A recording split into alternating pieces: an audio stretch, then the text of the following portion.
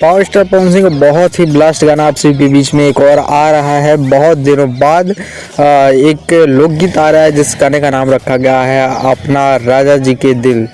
बहुत ही खूबसूरत और बवाल गाना है। ये जो गाना है मुझे जहाँ तक उम्मीद है कि ये पार्ट 2 होने वाला है राजा जी के दिलवा।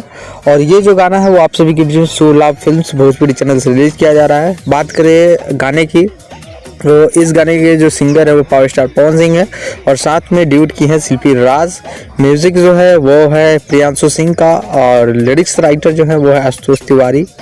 और इस गाने के अंदर आप सभी को पावर स्टार पवन सिंह के साथ बहुत ही खूबसूरत और टैलेंटेड न्यू एक्ट्रेस दिख रही हैं जिनका नाम है ईशानी घोष।